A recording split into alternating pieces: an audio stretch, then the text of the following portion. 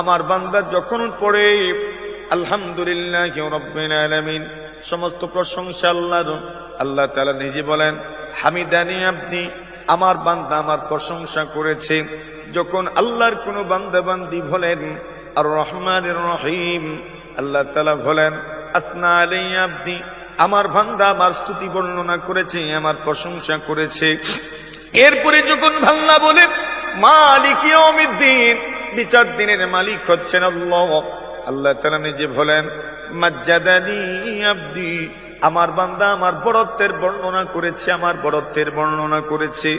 আল্লাহ তাআলা যখন এই কথাগুলো বলেন, আপনি শুনেন না, আমিও শুনি না, কিন্তু আল্লাহ তাআলা এই কথাগুলো বলেন, আল্লাহ তাআলা আপনার প্রশংসার স্বীকৃতি দেন, আপনার আমলের স্বীকৃতি দেন, আমার আমলের স্বীকৃতি দেন, দুনিয়ার হাজারো নারী পুরুষের আমলের স্বীকৃতি আল্লাহ তাআলা দিতে থাকেন।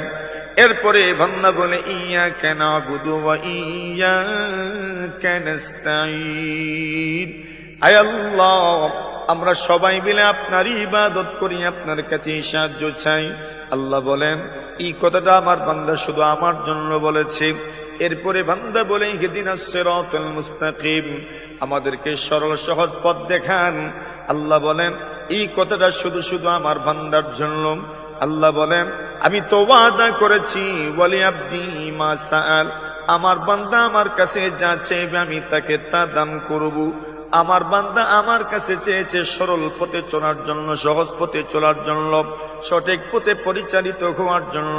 আমার বান্দা আমার কাছে দোয়া করেছে, আমি আল্লাহ আমার বান্দা বান্দির জন্য সরল সহজ পথের সন্ধান দিয়ে দিলাম। ওয়ালি আব্দি মা সাআল। তো এই সূরার আরেক নাম হচ্ছে সূরাতুস সালাম।